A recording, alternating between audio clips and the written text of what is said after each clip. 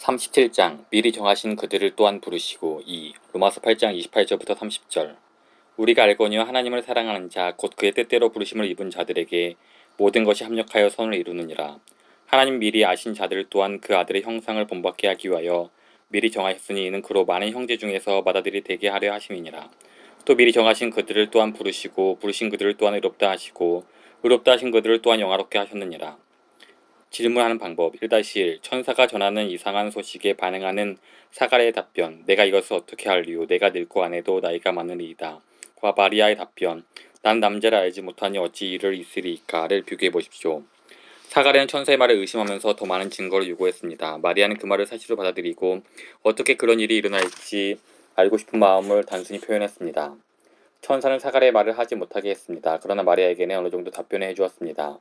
성령이 내게 임하시고 대저 하나님의 모든 말씀은 능하지 못하심이 없느니라. 1-2 로마서 9장 19, 20절을 보십시오.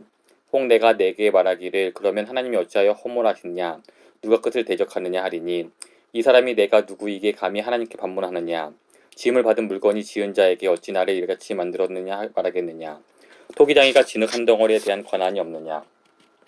밤은 어떻게 이런 일이 있을 수 있는지 겸손히 묻는 것이 아닙니다. 오히려 하나님의 신비한 역사에 대해 불순종하는 태도로 반응하는 것입니다. 이사야 45장 9절에 나오는 분투와 같은 말입니다. 누가복음 14장 6절에도 같은 말이 나오는데 이를 통해 보면 반박을 목적으로 되묻는 의도가 있음을 알 수 있습니다.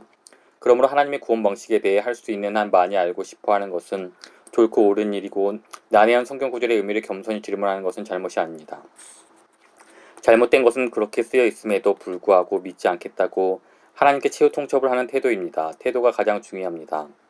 1-3 바라기는 이제는 성경의 구원에 있어서 하나님의 주권을 가르치는가라는 질문을 넘어서서 모든 성경이 어떻게 서로 조화를 이루고 있는지와 같은 평생에 걸쳐 풀어야 할 질문을 했으면 합니다. 우리 모두는 이 질문을 풀고 있고 이것은 예수님 오실 때까지 계속될 것입니다. 성경이 주권적 은혜를 가르치고 있음을 더 이상 의심하지 않지만 어떻게 이런 일들이 일어날 수 있는지 여전히 알고 싶은 사람들은 사뭇 다른 분위기로 말씀을 대합니다. 1-4 디모데후서 3장 7절에 나오는 항상 배우나 끝내 진리의 지식에 이를 수 없는 사람들이 되지 않도록 조심하십시오. 답을 찾으면 즐거워하십시오. 그 상황에만 보이려고 끊임없이 애쓰는 회의론자가 되지는 마십시오. 그렇게 보이고 싶어서 이미 확실해진 답들을 영원히 거부하지 마십시오. 1-5 항상 혼란스러워하는 질문자가 되느니 차라리 이러한 것들에 관하여 다른 사람을 가르칠 수 있도록 애쓰십시오. 1-6 내가 말하는 것을 생각해보라. 주께서 범사에 내게 총명을 주시리라. 생각하십시오. 생각하십시오. 생각하십시오. 생각하십시오. 생각하십시오. 1-7 너희 중에 누구든지 지혜가 부족하거든 하나님께 구하라. 기도하십시오. 기도하십시오. 기도하십시오. 기도하십시오. 기도하십시오. 1-8 지금은 거울을 보는 같이 희미하나 점차 밝히 보게 되리라는 것을 기억하십시오. 하나님을 의심하고 싶어질 때 성경을 벗어나지 않도록 조심하십시오. 세상을 심판하시는 이가 정의를 행하실 것이 아니니까. 2. 하나님이 미리 정하심과 불신앙에 대한 그분의 슬픔. 하나님이 어떤 사람들의 믿음이라는 수단으로 효력 있게 부르시면서 또 어떤 이들은 제외시키고 죄의 정죄 속에 남겨두신다고 할 때 에스겔 18장 32절은 어떻게 해석해야 할까요? 주여의 말씀이니라. 죽을 자가 죽는 것도 내가 기뻐하지 아니하노니 너희는 스스로 돌이키고 살지니라. 하나님이 악한 자들의 죽음을 기뻐하지 않으시고 실제로 예루살렘의 불신자들을 보고 슬퍼우셨다면 왜 하나님은 모든 사람들을 효력 있게 부르시지 않으실까요? 또는 돌려 말해서 만일 하나님이 불신자를 보고 슬퍼우셨다면 하나님 친히 창세전에 누가 믿고 누가 안 믿을지 선택하셨다는 것을 어떻게 확신할 수 있을까요? 2-1 먼저 예수님께서는 마태복음과 누가복음에서도 그분의 눈물을 의아하게 보이게 만드는 일들을 말씀하셨습니다. 지금 저는 예수님께 어떤 이상한 교리를 끼워 맞추려는 것이 아닙니다. 2-1의 1 마태복음 11장 25절에서 27절 예수님은 하나님이 이스라엘의 어떤 지혜로운 자들에게는 그분의 뜻을 숨기셨음을 기뻐하시는 것처럼 보입니다.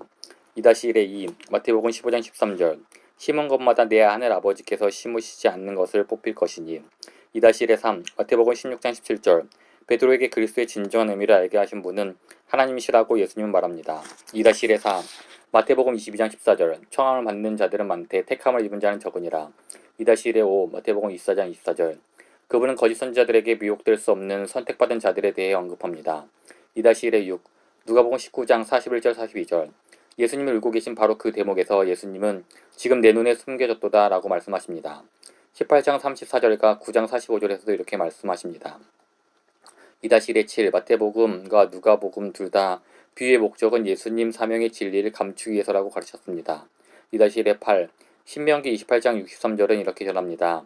여호와께서 너희에게 선을 행하시고 너희를 번성하게 하시기를 기뻐하시던 것 같이 이제는 여호와께서 너희를 망하게 하시며 멸하시기를 기뻐하시리니 이것은 분명 에스겔 18장 32절 말씀과 정반대의 말씀입니다.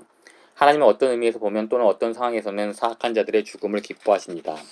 우리는 이 모든 것에 대한 질문을 외면하지 않습니다. 한편으로는 예루살렘의 불신자들과 악한 자들의 죽음을 슬퍼하면서 동시에 그들에게 구원의 진리를 감추고 그들의 심판을 기뻐하는 일은 도무지 가능하지 않다며 성급한 결론을 내려서는 안 된다고 말씀드린 것입니다. 하나님과 그분의 아들 아래에 있는 복잡하고도 기쁜 마음을 이해하도록 스스로를 진비시켜야 합니다. 2-2 둘째, 다른 상황에서는 금지하는 것을 어떤 상황에서는 허락할 능력이 하나님께 있음을 생각해야 합니다. 2-2의 1 예를 들어 하나님이 그 아들의 죽음을 의도하셨습니다. 하지만 예수님이 죽임당하다는 것은 끔찍한 죄였습니다.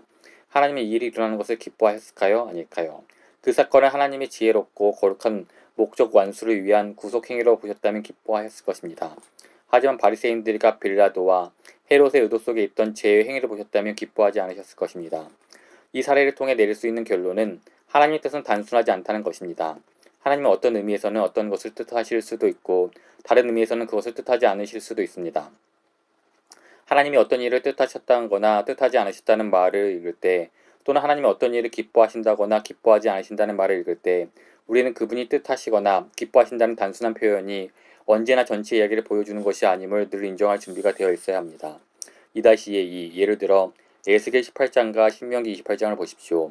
이것을 단순히 모순이라고 말해야 할까요? 아니면 한편으로는 하나님의 악인의 심판을 기뻐하시지만 그들의 죄악의 크기만큼 심판을 받았고 하나님의 공의에 영광이 지켜졌으며 이를 통해 다음 세대에도 유익이 되었다는 점에서 다른 한편으로는 악한 자의 죽음을 기뻐하지 않으신다.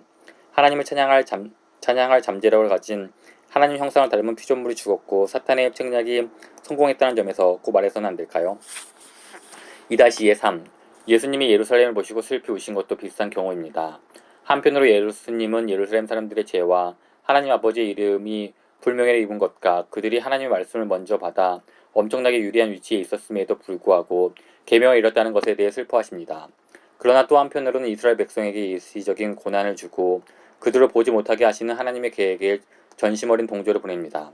예수님은 심지어 성령 안에서 기뻐하며 천지의 주제이신 아버지여 이것을 지혜롭고 슬기는 자들에게는 숨기시고 어린아이들에게는 나타내심을 감사하나이다.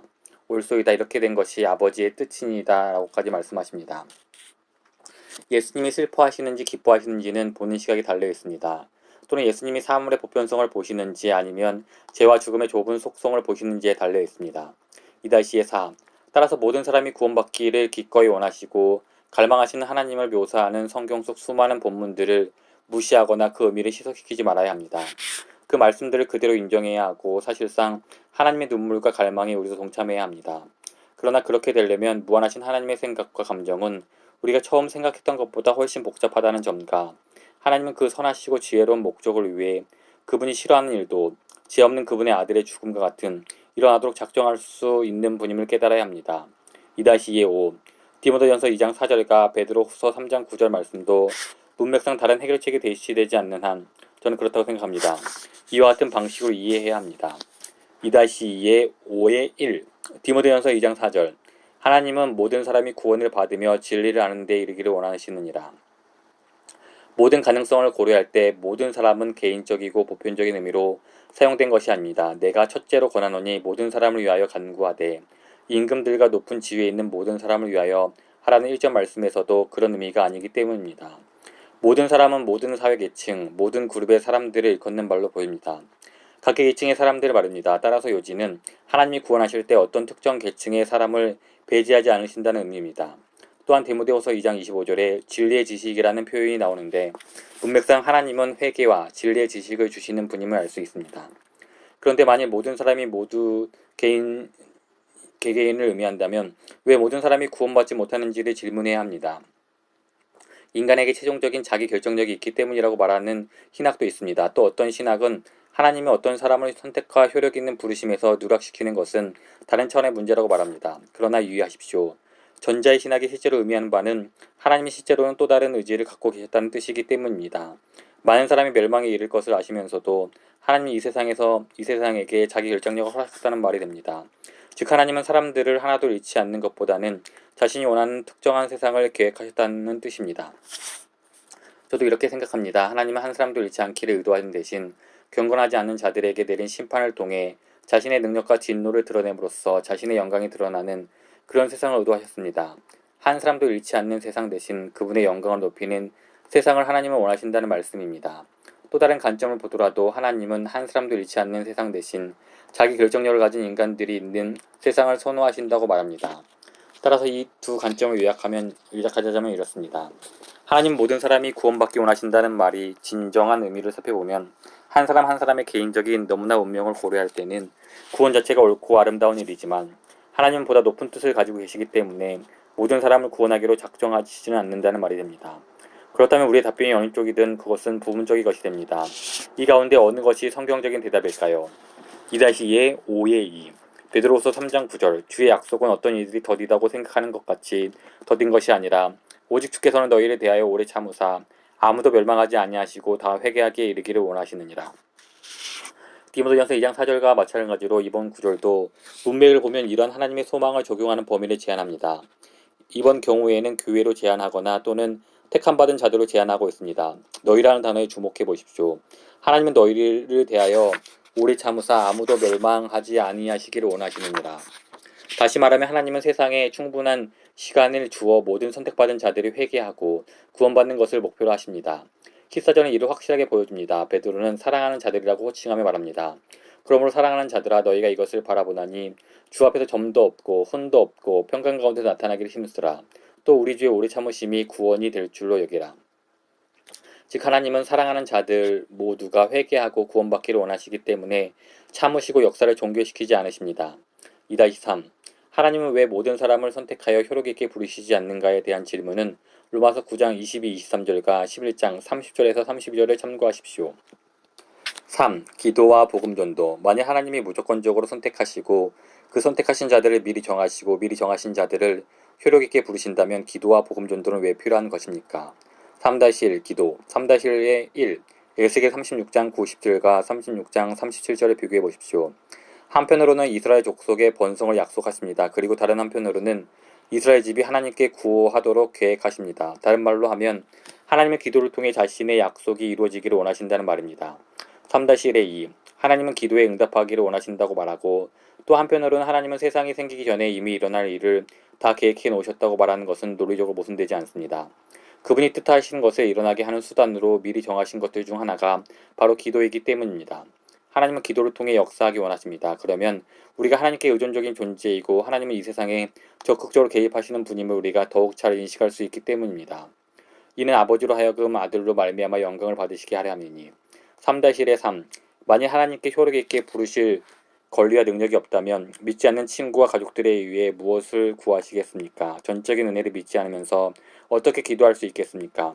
3-1의 4 친구의 신앙 회복이나 회심과 같은 문제를 위해 계속해서 기도해야 한다고 느낀다면 하나님이 뭔가 특별한 일을 하고 계신다는 좋은 징조입니다.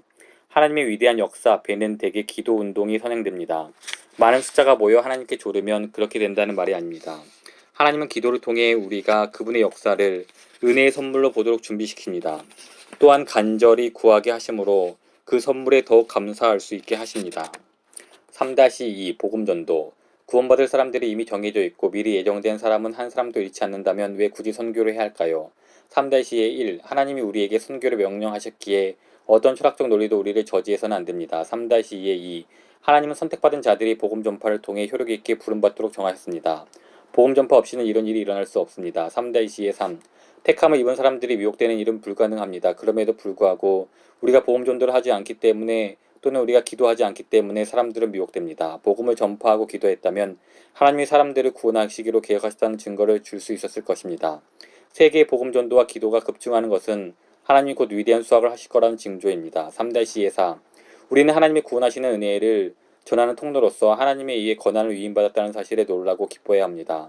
하나님 미리 정하셨기 때문에 복음 전도를 하지 않겠다는 것은 만약 하나님이 침대에서 나오도록 미리 정하셨다면 하나님이 나오게 하실 거라고 말하며 계속 침대에 머무는 것과 같습니다. 3-2-5 하나님의 영원한 선택에 근거한 하나님의 효력 있는 부르심은 성교를 더욱 장려합니다. 4. 결론 주권적 은혜를 말하는 교리들은 성경에서 마주치는 여러 문제들로 인해 전복되지 않습니다. 그것들은 견고히 서있고 우리가 가진 가장 깊은 소망의 귀한 토대입니다. 4-1 이 교리들은 우리가 불가능하다고 보는 것을 하나님은 하실 수 있고 실제로 하실 것이라는 메시지에 전하기에 우리의 기도 생활에 소망을 줍니다. 4-2 이 교리들은 복음 전도에도 소망을 주는데 하나님은 우리가 계속해서 선교할 수 있도록 힘을 주실 뿐 아니라 모든 방언과 족속과 민족과 나라에서 택하신 자들을 효력있게 불러내실 것이기 때문입니다. 4-3 이 교리들은 하나님을 향해 또한 인간을 향해 가질 수 있는 모든 자랑과 교만과 자기 신뢰를 근절하고 내가 그 자리에 선택을 받았기에 구원받을 수 있었다는 감격을 계속해서 느끼도록 우리를 겸손케 합니다.